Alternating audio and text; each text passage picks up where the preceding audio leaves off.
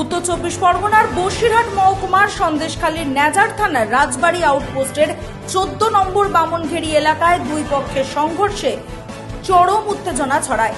গতকাল গভীর রাতে ঘেরি দখলকে কেন্দ্র করে সংঘর্ষের জেরে পরিস্থিতি উত্তপ্ত হয়ে ওঠে।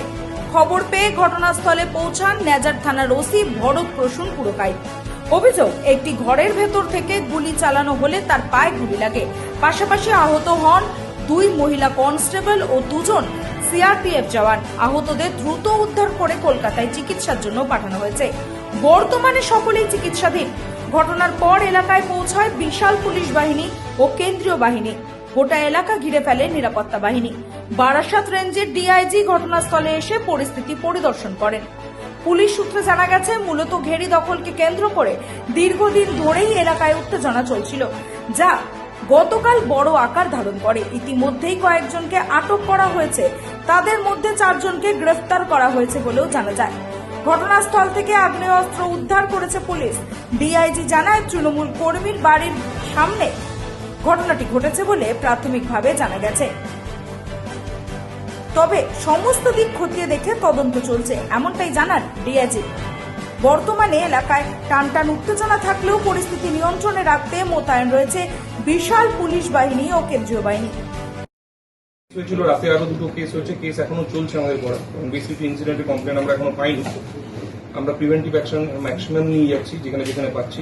আমাদের এন্টায়ার সুপিরিয়র অফিসার যারা রয়েছে আর কি, সিআই থেকে শুরু করে ডিএসপি, এসডিপিও, অ্যাডিশনাল এসপি, আমরা আজকালকে এসপি ম্যাডাম সারা রাত বাইরে ছিলাম।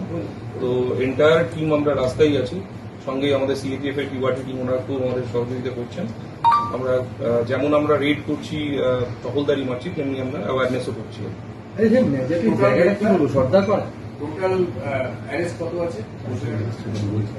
এক্সাক্ট ফিগারটা আমি একটু জেনেই বলতে পারবো।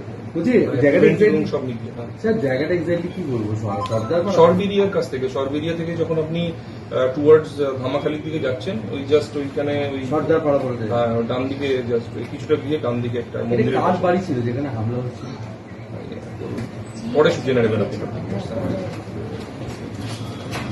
বাংলায় আগে বলছি, তারপরে বলছি। স্যার, কাল এই বামনঘেরি এলাকাতে কিছু বাড়িতে ভাঙচুরের একটা অভিযোগ এবং 3 জন পুলিশ পার্সোনাল, ওসি নেজার সহ তারা ইনজিওর্ড হয়েছে। এমনকি 2জন সেন্ট্রাল ফোর্স তারাও ইনজিওর্ড হয়েছে। মানে ঘটনাটা যদি বলেন। বামনঘেরি আগ্রাহাটি বলে একটা জায়গা আছে, সালবেরিয়া গ্রাম পঞ্চায়েতে এটা পড়ে। কালকে রাত্রি 10:30টার এটা ঘটনা ঘটেছে। এখানে খবর আসছিল কি কিছু স্থানীয় লোকেদের বাড়ির উপরে হামলা হয়েছে। সে করার জন্য ওসি নাজাত, ওসি রাজবাড়ি যে আউটপোস্ট আছে এখানে, এবং সিএপিএফ এখানে চলে আসে। হঠাৎ করে দেখা গেল কি ওনাদের উপরে ফায়ারিং হয়েছে। তো যে ওসি নাজাত আছে ওনার পায়ে গুলি লেগেছে, বাকিদেরকে মাইনর প্যালেট ইঞ্জুরি আছে। সঙ্গে সঙ্গে ওদেরকে হসপিটালে পাঠানো হয়েছে। তারপরে লোকাল পুলিশ, আমি নিজেই এখানে এসেছি, এসে দেখলাম এখানে এটা ভেরি দখল নিয়ে এটা মূলত যে মনে হলো এখানে ঝামেলা হচ্ছে। 3-4 জনের বাড়ির উপরে হামলা হয়েছে। প্রথম যে এখানে যে তপন সর্দার যে পঞ্চায়েত মেম্বার ছিলেন, ওনার বাড়ি ভাঙচুর করা হয়।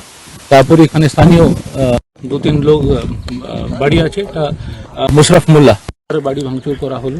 তারপরে যে মেইন যে লোক ছিল 4 জন, ওদেরকে জিজ্ঞাসাবাদ করার পরে আমরা যারা ইনজোর্ড আছেন বা ইনজোর্ড ফ্যামিলি আছে ওদের সঙ্গে আমরা কথা বলেছি। ওরা কিছু লোকের নাম দিয়ে ওর মধ্যে হামলা চালায়। এখানে কার কি আছে কিনা আমরা এটা তদন্ত করে দিচ্ছি।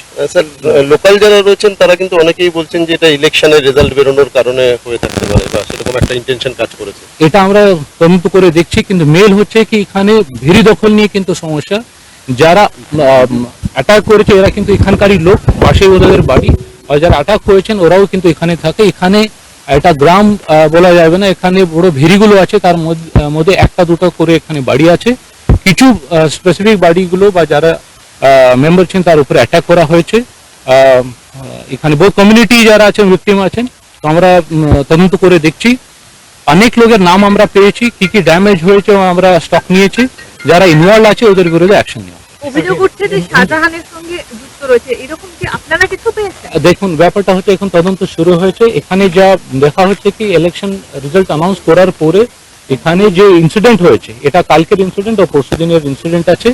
এরা যারা যুক্ত আছে ওদের আমরা অ্যাফিলিয়েশন না দেখে মোটিভটা ছিল এখানে ভিড়ি দখল করা, ওটা কেন্দ্রিত করা। যদি কোনো অ্যাঙ্গেল থাকে বা কোনো যার পিছনে কোনো শক্তি থাকলে নিশ্চয়ই আমরা এটা ইনভেস্টিগেট করে বার করব। যাদেরকে অ্যারেস্ট করা হয়েছে তাদের বাড়ির পক্ষ থেকে বলা হচ্ছে যে পুলিশ রাত্রিবেলায় চলে আসে এবং তারপর তাদেরকে একেবারে অ্যাটাক করা হয়, তারপর তাদেরকে নিয়ে চলে যায় এবং তার সঙ্গে কোনোভাবে যুক্ত নয় বলে দাবি করা হচ্ছে। যারা ঘটনা ঘটেছে তাদেরকে অ্যারেস্ট করা হয়নি বলে। যারা অ্যারেস্ট হয়েছে ওখানে দু ধরনের লোককে আমরা ডিটেন করেছিলাম। এর একটা যেখানে ঘটনা ঘটেছে স্থানীয়জন এবং বাড়ি গিয়ে যাদের বিরুদ্ধে অ্যালিগেশন আছে যারা ভিকটিম ছিল কি এরা ছিল আমার বাড়ি ভাঙচুর করেছে, ওদের বাড়ি হিট করে আমরা অ্যারেস্ট করেছি। আর সেকেন্ড ব্যাপার হচ্ছে রাত্রিবেলা যখন আমরা এখানে এসেছি এখানে পুরোটাই অন্ধকার, এখানে কিছু দেখা যায় না। গাড়ি নিয়ে আসলেও আপনারা কিন্তু লোক আইডেন্টিফাই করতে পারে না।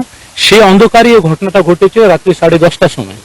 ঘটনা ঘটার সঙ্গে সঙ্গে যে পুলিশ অ্যাটেন্ড করছিল, সিএপিএফ ছিল ওখানে, পুলিশ ছিল, তারপরে সিনিয়র অফিসাররা এসে সিচুয়েশনটাকে কন্ট্রোল করে এবং ওখানে যারা ইনভলভ ছিল ওদের মধ্যে 4 জনকে অ্যারেস্ট করেছে। আটক আমরা আনিকে করেছি, সকলকে জিজ্ঞেস করে তারপরে যে মেন অভিযুক্ত ছিল ওদেরকে আমরা অ্যারেস্ট করি। স্যার আজকে সকালে দেখলাম ফায়ার আর্মস রিকভারি হয়েছে, দেখলাম ফায়ার আর্মস আমরা পেয়েছি। এখান থেকে যে ব্যবহার হয়েছিল পুলিশের উপর অ্যাটাক করার সময় সে আমরা রিকভার করেছি। তদন্ত চলছে। কিছুটা এক্সপ্লোজিভ আমরা রিকভার করেছি, যে বোমা ইউজ করা হয়েছিল কালকে ওটা আমরা রিকভার করেছি। এসব কিছু স্পেসিফিক কেস করা হয়েছে, একাধিক কেস করা হয়েছে। যারা যুক্ত আছে, যারা মোটিভ পিছনে যারা আছে ওদের সকলকে কিন্তু আমরা অ্যাকশন নেব। স্যার এফআইআর কি আননোন নাকি? না, স্পেসিফিক আমরা কেস করেছি যারা ইনভলভ আছে। তারপরে যাদের এক্সপ্লোজিভ সাবস্টেন্স যে মানে বোমা এখানে পাওয়া গেছিল ওটা আননোনের বিরুদ্ধে করেছি। যদি আমরা লিঙ্ক করতে পারি বা ওদের যে এটা যে কালকে दहलीज पर खड़े होकर हम गुरुदेव टैगोर को भी याद कर रहे हैं।